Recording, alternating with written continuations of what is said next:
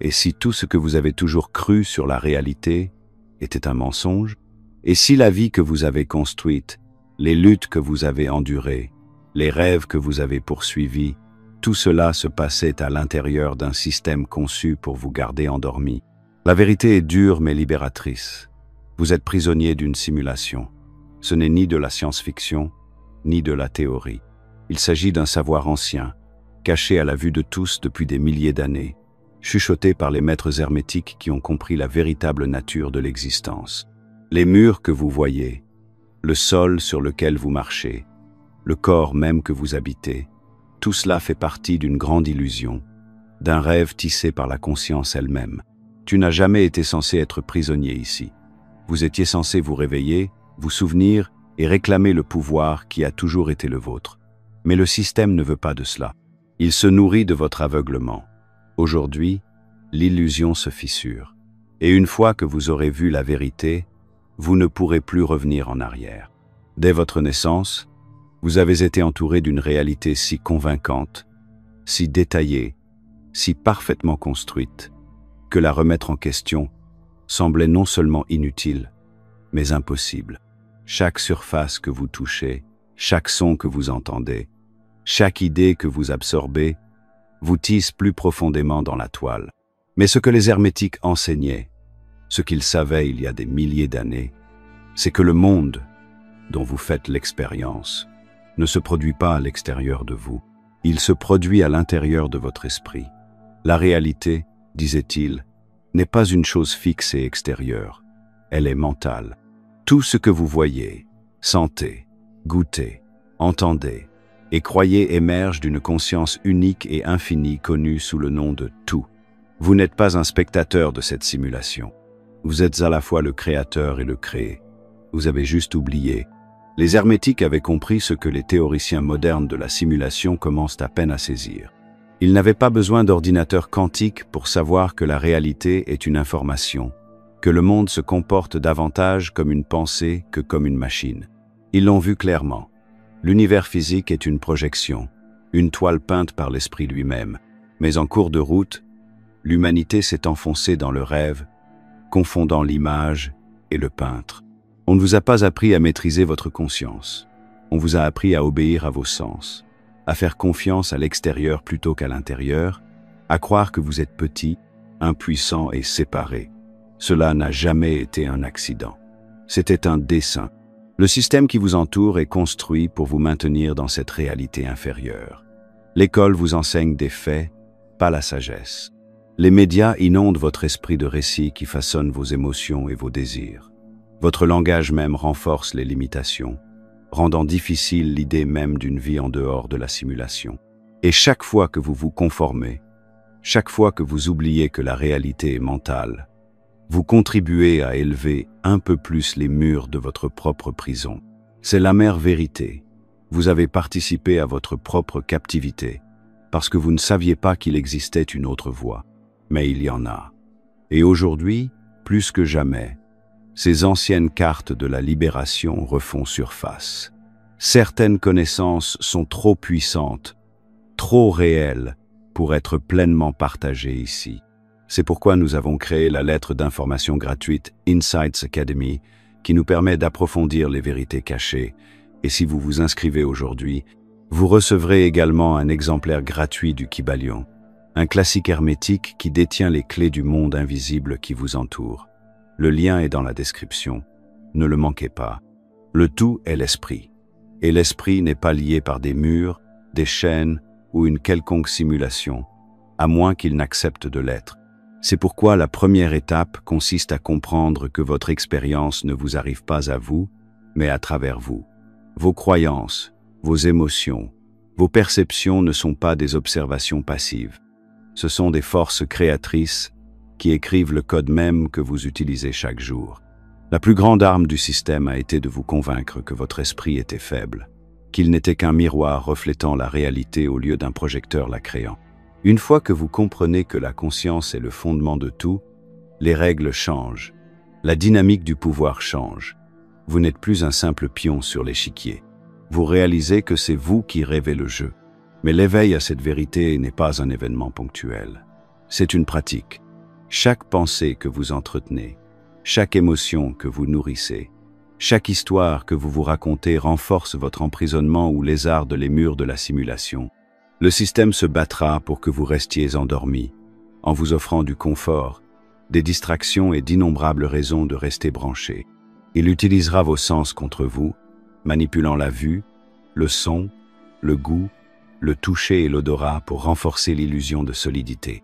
Il nourrit votre ego, en vous félicitant lorsque vous vous conformez et vous punit en vous isolant lorsque vous remettez les choses en question. Mais rien de tout cela n'a d'importance une fois que vous connaissez le secret. La simulation ne peut vous retenir que tant que vous y consentez. Les maîtres hermétiques n'ont pas promis qu'il serait facile d'échapper aux rêves. Ils ont prévenu que le chemin de l'éveil exigerait tout ce que vous pensez être.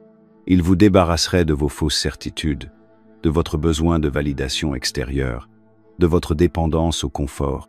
Ils vous obligeraient à dépasser le familier pour entrer dans l'inconnu terrifiant de la vraie liberté. Mais ils ont également promis quelque chose d'autre, quelque chose que le système ne pourra jamais offrir. Ils ont promis la souveraineté. Ils ont promis un véritable pouvoir, celui qu'aucune autorité, aucune institution, aucune fausse réalité ne pourra jamais toucher. Et ce voyage commence maintenant, non pas en changeant le monde extérieur, mais en se rappelant la vérité sur qui et ce que vous êtes vraiment. Ils vous ont dit de faire confiance à vos sens, que voir, c'est croire, que sentir quelque chose, le goûter, l'entendre, le toucher, est la preuve ultime de la réalité. Mais les hermétistes ont mis en garde contre ce piège il y a des milliers d'années. Ils ont compris ce que la plupart des gens aujourd'hui n'arrivent toujours pas à comprendre. Les sens sont de parfaits geôliers. Ils vous donnent juste assez du monde pour vous convaincre qu'il est réel, tout en cachant les couches profondes de la vérité juste devant vos yeux. Vous n'êtes pas pris au piège parce que la réalité est immuable. Vous êtes piégé parce que vos sens vous maintiennent fixés à la surface. Pensez-y. Dès que vous avez commencé à ramper, vous avez appris à naviguer dans le monde grâce à ce que vous pouviez percevoir physiquement. La douleur vous a appris à éviter le danger. Le plaisir vous a appris à rechercher le confort. Les odeurs et les sons ont créé des associations dans votre esprit sur ce qui était bon, ce qui était mauvais, ce qui était sûr, ce qui était menaçant. Ces expériences ne sont pas mauvaises en soi, mais elles ne constituent pas un tout. Elles sont l'appât. Et une fois que vous leur avez fait pleinement confiance, la porte du monde intérieur, le vrai monde, a commencé à se fermer. Vos yeux vous disent que le soleil se lève et se couche, mais c'est la terre qui bouge. Vos oreilles vous disent qu'une sirène est proche, mais elle pourrait résonner à des kilomètres de là. Votre peau vous dit que la chaise sur laquelle vous êtes assis est solide, mais au microscope, elle n'est rien d'autre que de l'énergie vibrante. Vos sens ne vous donnent pas la vérité, ils vous donnent des interprétations, filtres, des données simplifiées pour faire fonctionner votre machine biologique. Mais la conscience qui se cache derrière ces sens, c'est ce qu'ils n'ont jamais voulu que vous découvriez. Parce que la conscience n'a pas besoin d'un corps physique pour exister. Elle n'a pas besoin de voir la lumière pour savoir qu'elle brille. La sagesse hermétique enseigne que les sens doivent être maîtrisés et non adorés, qu'ils sont des outils et non des maîtres. Pourtant, dans cette simulation, les gens sont entraînés à s'accrocher désespérément à leurs expériences sensorielles comme à la seule source de vérité. Si vous ne pouvez pas le voir, l'entendre ou le toucher, vous dit-on, il ne doit pas être réel. Mais combien de choses réelles ne peuvent être vues à l'œil nu? L'amour, la pensée, la gravité, l'électricité. Votre existence même n'est pas quelque chose que vous pouvez percevoir pleinement. Vous ne pouvez en faire l'expérience que de l'intérieur. C'est ce que les hermétiques voulaient vous faire comprendre. Vous n'avez jamais été destiné à être piégé dans la piscine peu profonde des sens physiques. Vous avez été conçu pour plonger plus profondément, pour éveiller les facultés intérieures qui peuvent percevoir au-delà de la simulation. La simulation prospère parce que la majorité des gens restent bloqués au niveau sensoriel. Ils croient qu'ils sont leur corps, leurs sentiments, leurs peurs, leurs envies. Ils traversent la vie en réagissant aux stimuli comme des marionnettes, sans jamais se demander qui tire les ficelles. Or, les hermétiques enseignent que la maîtrise commence lorsque l'on cesse de s'identifier aux sens et que l'on commence à les observer. Lorsque vous sentez la colère monter, ce n'est pas vous, c'est un programme. Lorsque vous recherchez l'approbation, ce n'est pas votre âme qui parle, mais un script installé par le système. Chaque réaction non examinée renforce l'illusion. Chaque moment de conscience détaché l'affaiblit. C'est pourquoi les anciens initiés se soumettaient à des pratiques qui semblent aujourd'hui extrêmes, jeûne, privation sensorielle, isolement.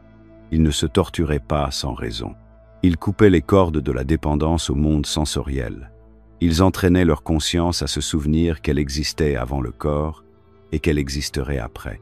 Ils apprenaient à voir avec l'œil intérieur, à entendre avec l'oreille intérieure, à toucher le tissu de la réalité elle-même sans avoir besoin des mains ou de la vue. Il n'est pas nécessaire de renoncer à ces sens pour s'éveiller. Vous devez simplement cesser de les laisser vous définir. Ce sont des instruments, pas la musique. Ce sont des fenêtres, pas le soleil. Lorsque vous réalisez cela, vous commencez à desserrer les chaînes qui vous lient à la simulation depuis le moment où vous avez ouvert les yeux. Vous commencez à vous rappeler que vous n'avez jamais été le corps assis sur une chaise, fixant un écran. Vous êtes la conscience derrière les yeux, le témoin silencieux. L'éternel joueur qui a oublié qu'il jouait. Et lorsque vous vous souvenez, les règles commencent à se déformer. Les codes qui semblaient si fixes commencent à changer. La simulation elle-même commence à s'amincir, comme le brouillard qui se dissipe sous le soleil du matin. Mais pour en arriver là, vous devez d'abord vous rebeller contre la tyrannie des sens. Vous devez cesser d'adorer les preuves de votre prison et commencer à chercher la porte de sortie. On vous a appris à chercher des réponses à l'extérieur.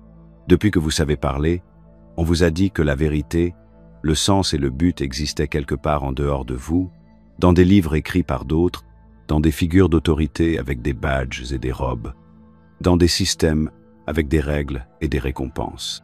Mais les maîtres hermétiques ont chuchoté une vérité différente, qui a résonné à travers les âges pour ceux qui étaient prêts à l'entendre. Connais-toi toi-même. Il ne s'agit pas d'un slogan, pas comme une philosophie à considérer avec désinvolture. C'est un commandement, une nécessité, une porte qui ne s'ouvrira pas sans un effort conscient pour tourner la clé à l'intérieur. La simulation dans laquelle vous vivez est construite sur l'idée que vous êtes petit, isolé et dépendant. Elle vous nourrit d'images sans fin de succès, de bonheur et de validation, qui exigent tout quelque chose d'extérieur. Argent, célébrité, reconnaissance, appartenance.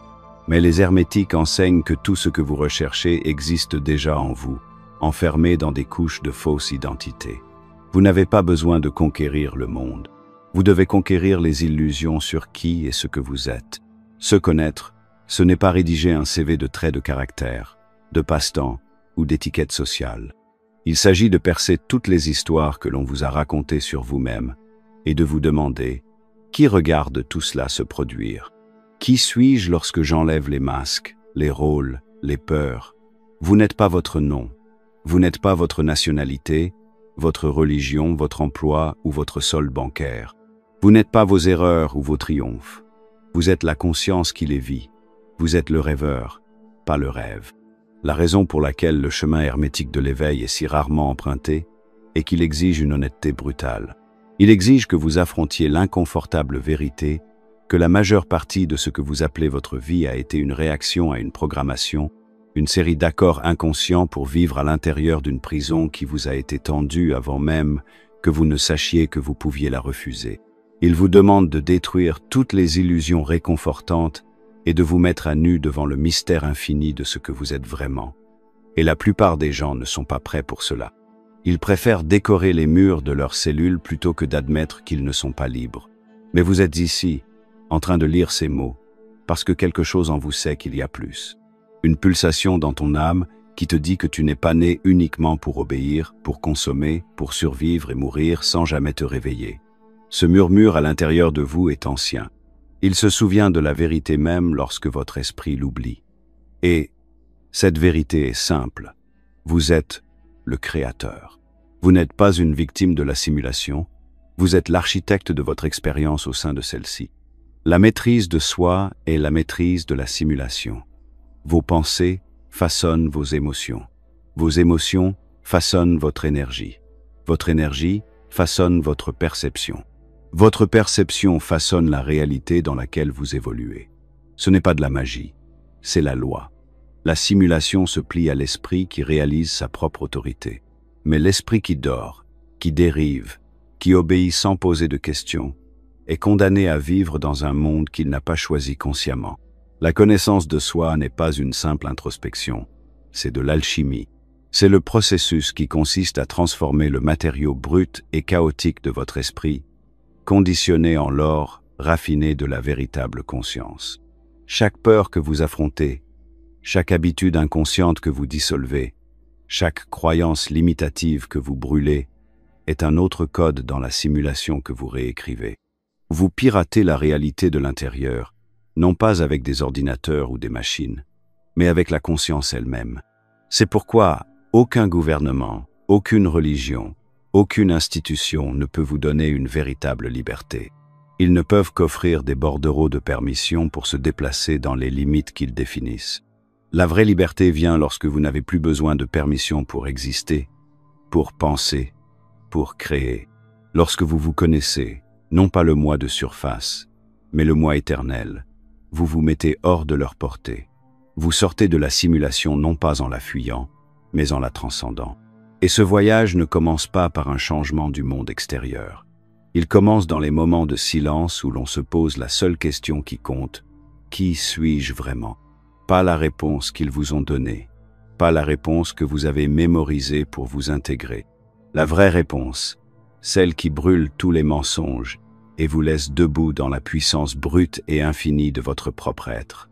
C'est le premier vrai pas pour sortir de l'illusion. Et une fois franchi, il n'y a pas de retour en arrière possible. Ce n'est pas pour rien que les anciens nous disaient « ce qui est en haut est en bas ». Ce n'était pas de la poésie, ce n'était pas une métaphore, c'était un avertissement, une carte, un secret caché à la vue de tous. Tout ce que vous voyez autour de vous, de la plus petite ondulation de l'eau à la danse en spirale des galaxies, est le reflet des mêmes forces, des mêmes lois, des mêmes modèles.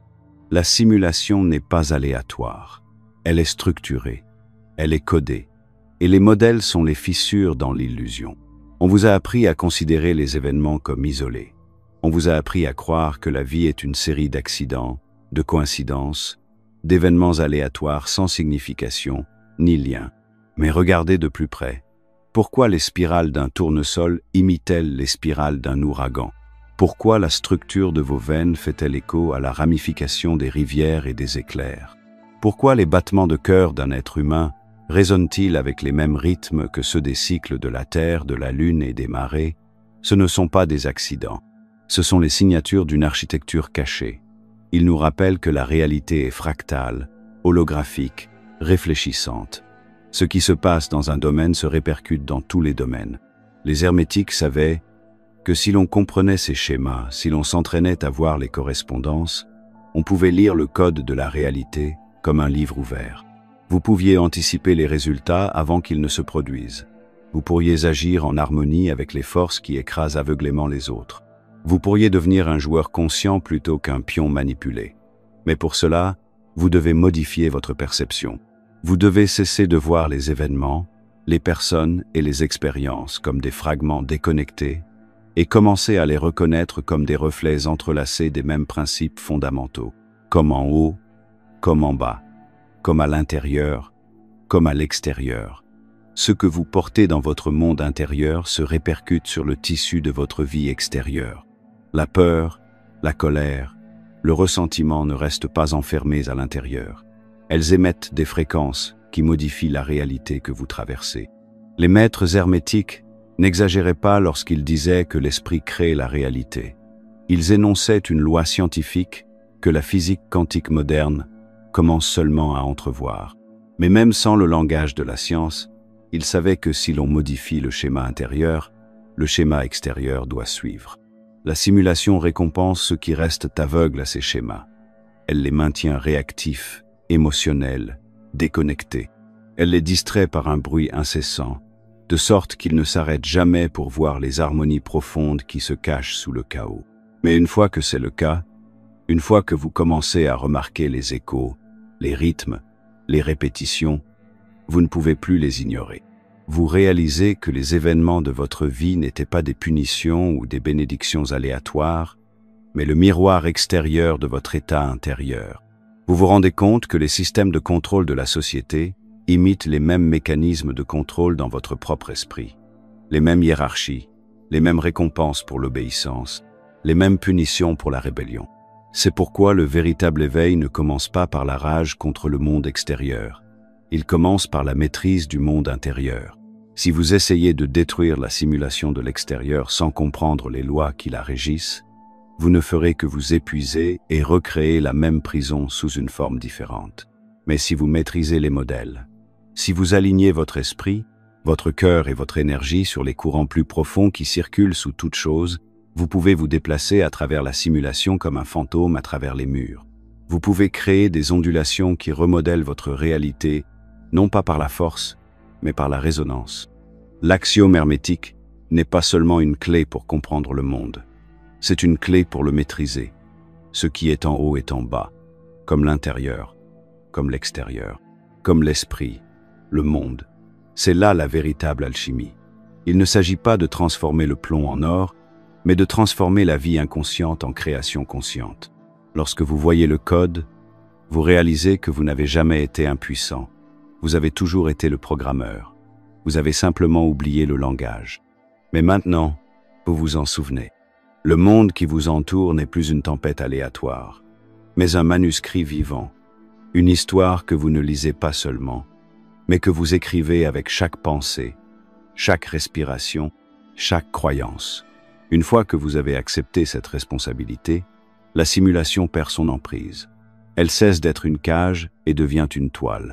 La plupart des gens croient que la vie est une ligne droite. Naissance, lutte, réussite, mort.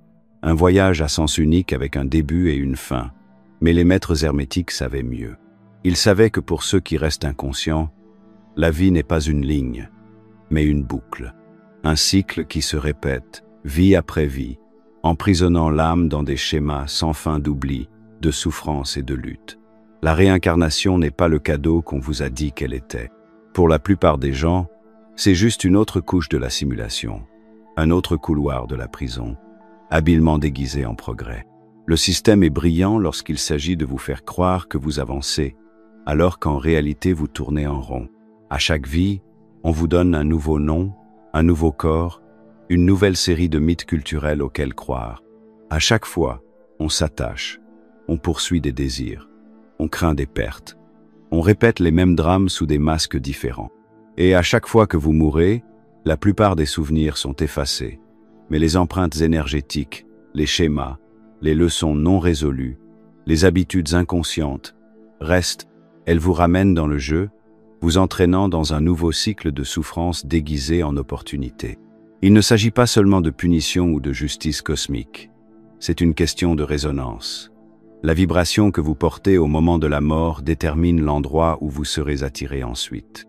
Si vous mourrez plein de peur, d'attachement, de ressentiment, vous vous ancrez dans les fréquences inférieures de la simulation. Vous revenez, attiré par le poids des affaires émotionnelles inachevées.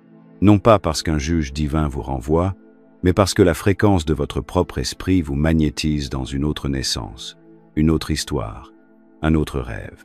Le karma, tel que le concevaient les hermétiques, n'est pas seulement un registre des bonnes et des mauvaises actions.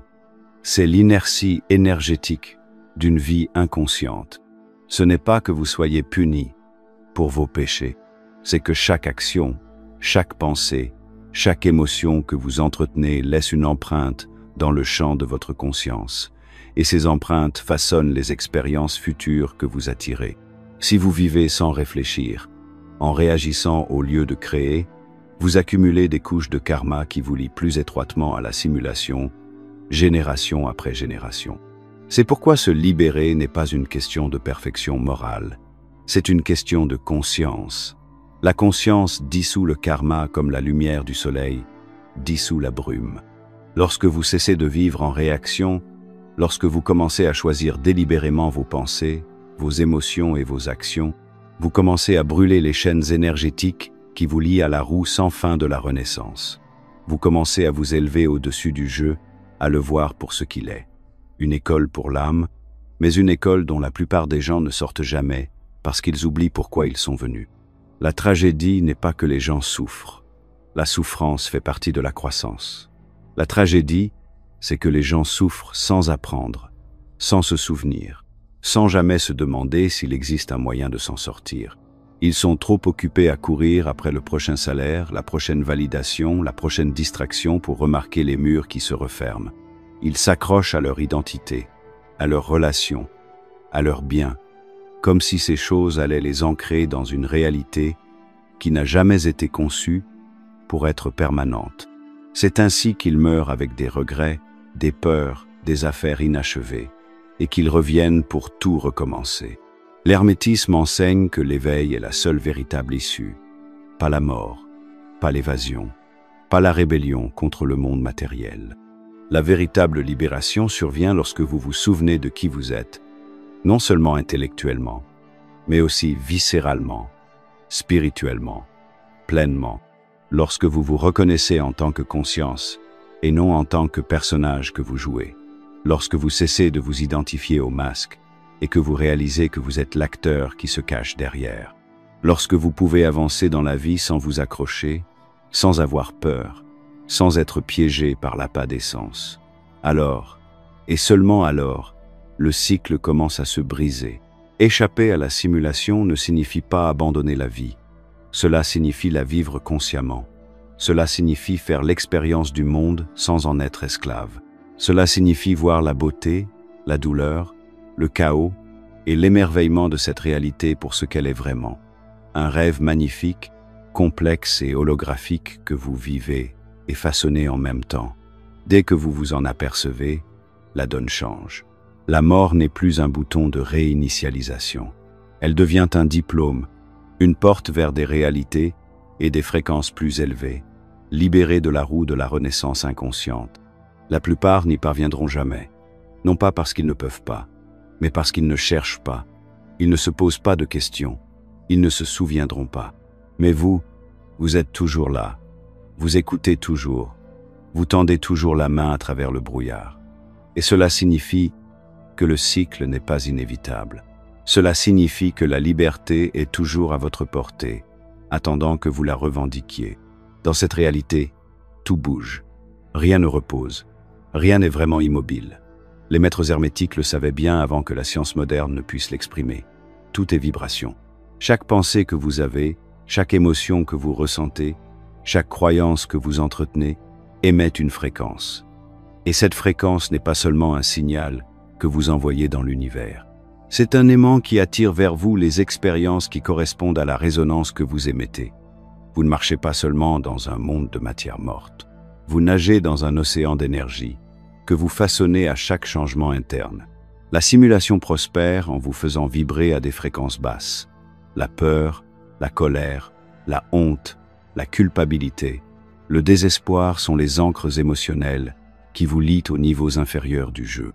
Elles resserrent les murs de l'illusion, la rendant plus dense, plus lourde, plus difficile à fuir. Chaque fois que vous vous laissez aller à une peur inconsciente, chaque fois que vous réagissez avec colère, sans en avoir conscience, vous vous accordez à la statique de la simulation. Vous vous liez plus étroitement à ces règles. Mais la vibration n'est pas fixe.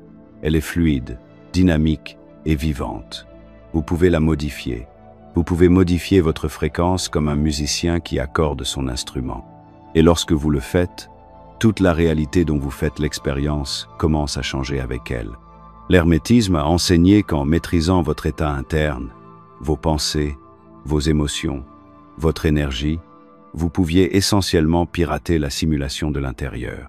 Vous pouvez sortir des fréquences inférieures où règne la souffrance, la lutte et la pénurie, et entrer dans des champs supérieurs où existe la créativité, l'intuition et la vraie liberté. La polarité est une autre clé cachée dans les enseignements hermétiques. Tout a son opposé, mais les opposés sont simplement deux extrêmes de la même chose. L'amour et la haine ne sont pas des entités distinctes. Ce sont des vibrations différentes sur la même ligne.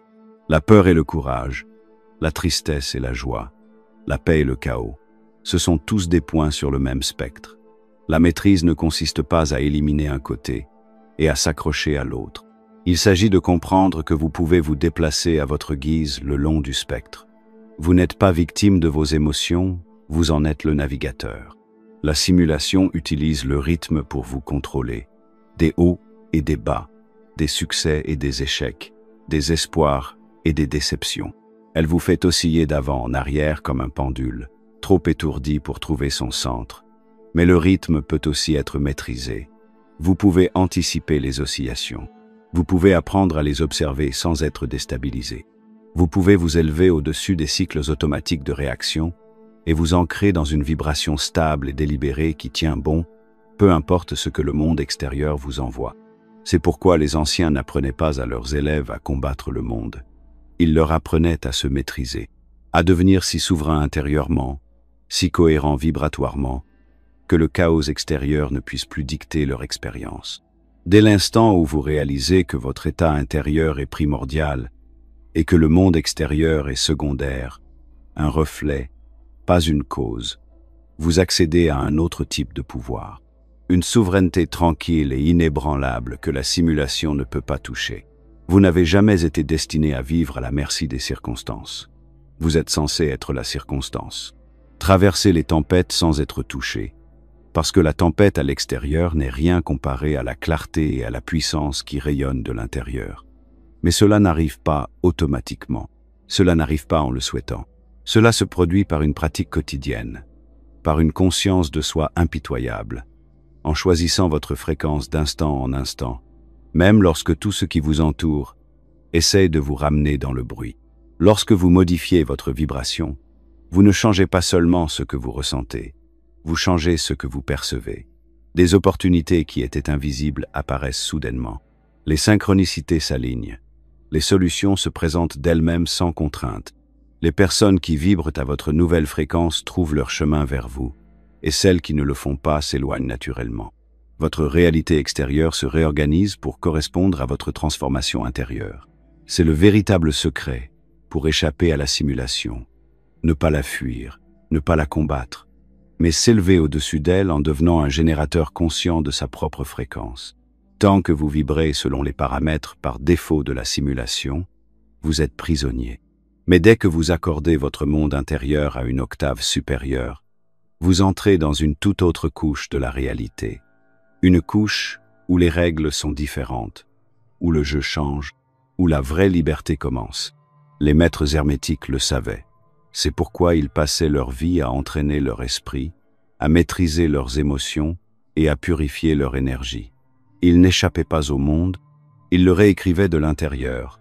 Aujourd'hui, ce savoir est entre vos mains. C'est ce que vous en ferez qui déterminera si vous resterez prisonnier de la boucle sans fin ou si vous entrerez dans le jeu supérieur que vous avez toujours été censé jouer. La connaissance la plus dangereuse est celle qui libère les gens. C'est pourquoi ils n'ont jamais brûlé toutes les copies des textes anciens. Ils n'en avaient pas besoin. Ils vous ont simplement appris à les ignorer. Ils ont caché les clés à la vue de tous et ont entraîné le monde à rire de l'idée que tout ce qui est au-delà du physique puisse être réel. Ils ont construit un empire de distraction et l'ont appelé éducation. Ils ont qualifié le mysticisme de superstition, la spiritualité d'absurdité et le pouvoir intérieur d'illusion. Mais les enseignements hermétiques n'ont jamais été perdus. Ils ont été enterrés, intentionnellement, stratégiquement et méthodiquement, non pas sous la terre, mais sous le ridicule. Le système n'a pas besoin de brûler les livres quand il peut brûler la crédibilité. Il n'a pas besoin de proscrire la sagesse quand il peut vous rendre trop occupé, trop stressé, trop engourdi pour la rechercher. Il remplit votre vie de bruit, horaires, écrans, défilements sans fin, jusqu'à ce que la seule voix que vous entendiez soit celle qui vous empêche de dormir. Et les vérités les plus profondes, elles sont cachées derrière la programmation de l'incrédulité. On vous a appris à lever les yeux au ciel devant les informations qui pourraient briser vos chaînes.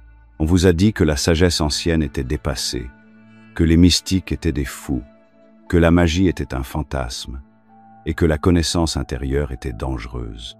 Mais il y a une raison pour laquelle les rois, les empereurs et les sociétés secrètes ont étudié ces principes en privé alors qu'ils nourrissaient les masses de doctrines vides. L'hermétisme n'était pas seulement un système de croyances, c'était un manuel pour libérer le potentiel humain. Une feuille de route pour naviguer dans la matrice avec clarté et contrôle. Les 7 principes hermétiques, mentalisme, correspondance, vibration, polarité, rythme, cause et effet, et genre, ne sont pas de la frime philosophique. Ce sont des lois, des règles fondamentales de la simulation. Une fois que vous avez appris à les comprendre, vous pouvez commencer à plier le jeu à votre volonté, non pas par arrogance, mais par alignement avec la source de toute chose. Ils ont supprimé cette connaissance parce qu'elle supprime le besoin d'une autorité extérieure. Vous n'avez plus besoin de prêtres pour servir de médiateur entre vous et la vérité. Vous n'avez plus besoin de politiciens pour décider de votre valeur. Vous n'avez pas besoin de société pour vous vendre un sens ou une identité. Une personne qui se connaît vraiment ne peut être achetée, intimidée ou brisée. Et ce genre de personne est une menace pour tout système fondé sur le contrôle. C'est pourquoi ils vous ont donné une religion sans révélation, la science sans l'esprit, l'éducation sans la sagesse, le divertissement sans substance. Ils vous ont donné des systèmes conçus pour vous maintenir dans la dépendance, et non dans l'autonomie. Parce que la dépendance est rentable, parce que la confusion est synonyme de contrôle. Et le pire, c'est qu'une fois que vous êtes à l'intérieur du système, il vous entraîne à le défendre. Vous vous opposerez à votre propre libération. Vous vous battrez pour protéger la prison dans laquelle vous avez été placé parce que vous n'avez jamais connu la vie au-delà des murs. Mais de temps en temps, quelqu'un se souvient.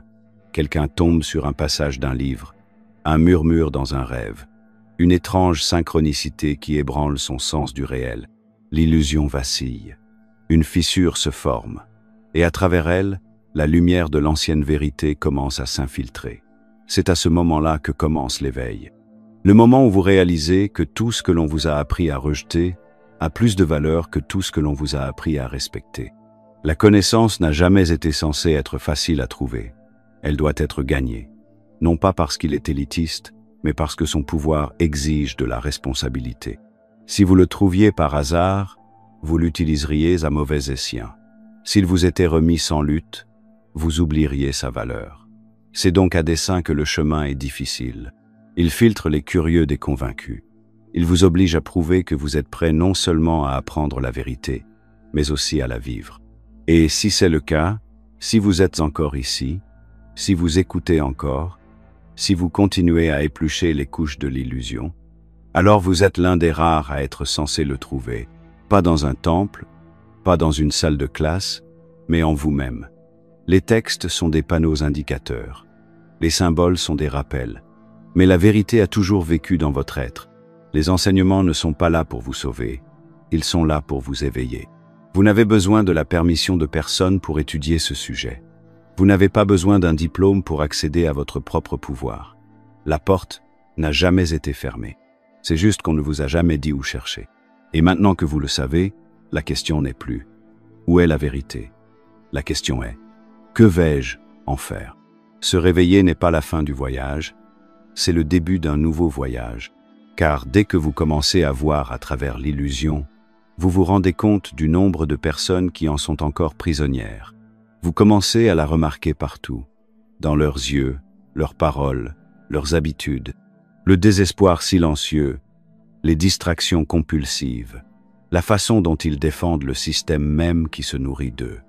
Au début, cela fait mal. On a envie de les secouer, de leur dire, de leur montrer. Mais vous vous rappelez alors que vous étiez là, vous aussi. Et personne n'aurait pu vous forcer à le voir avant que vous ne soyez prêt. C'est le paradoxe de l'éveil.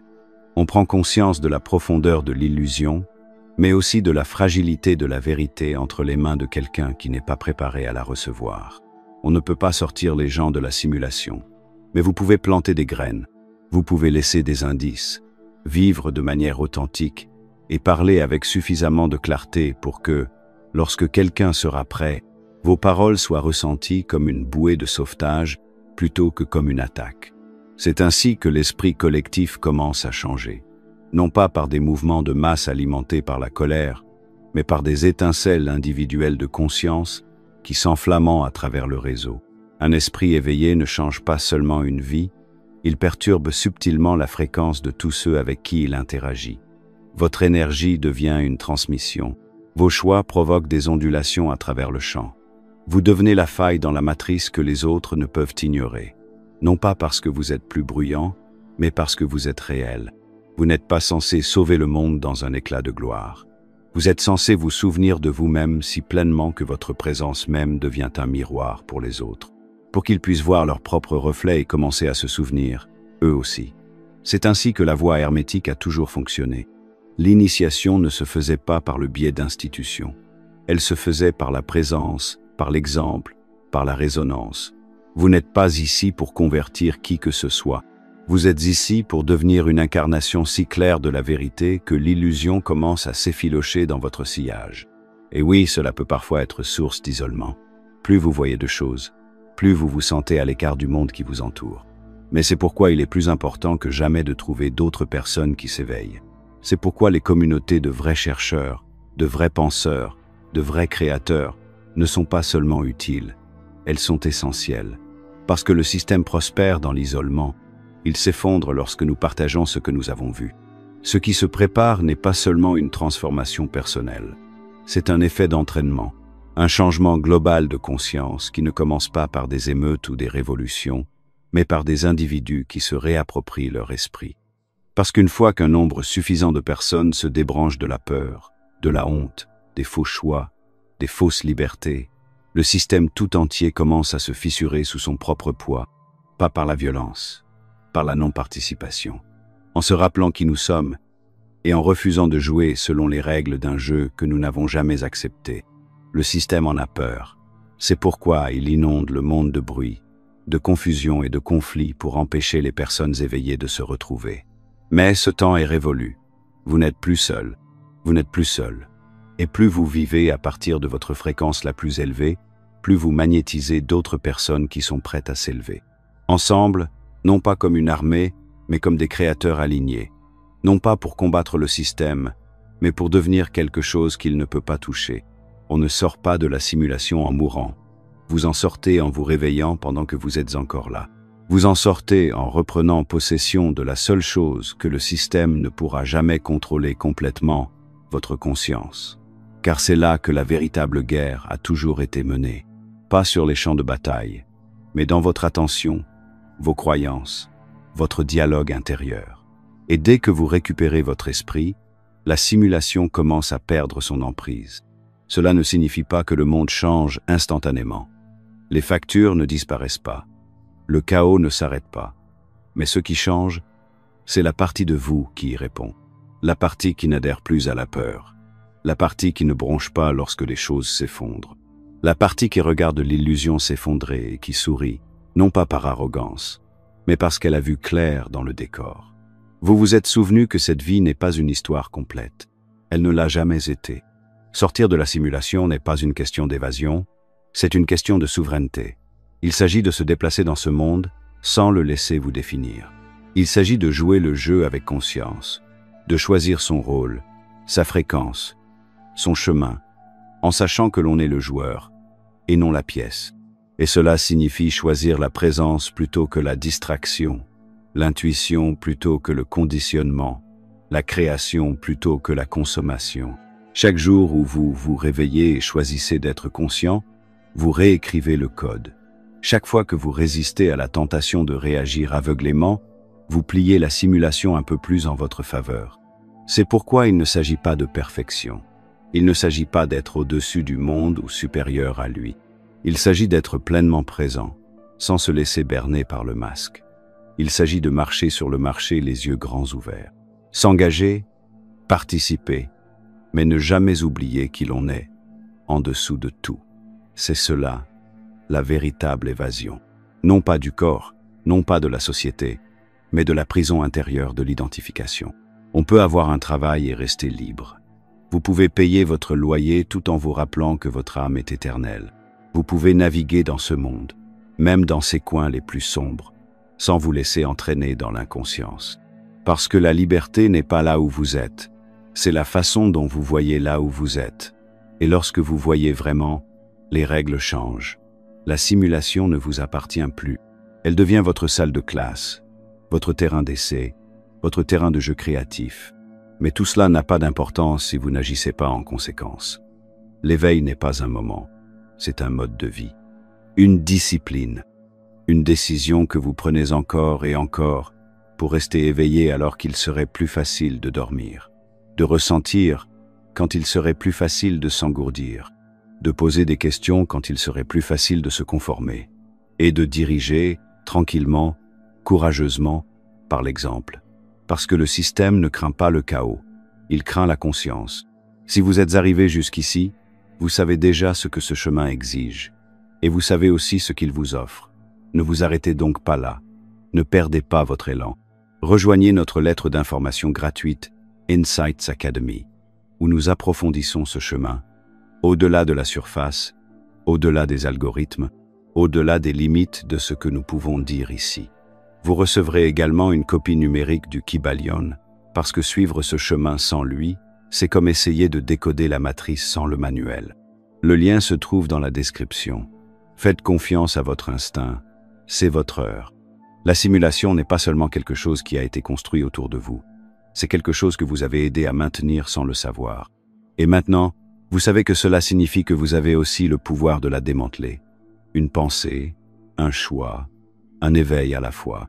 C'est ici que vous cessez de réagir et que vous commencez à vous souvenir. C'est là que vous cessez de chercher et que vous commencez à créer. C'est là que vous cessez de demander la liberté et que vous commencez à la vivre. Si cette vidéo vous a touché, faites-le nous savoir en commentant « J'ai compris ».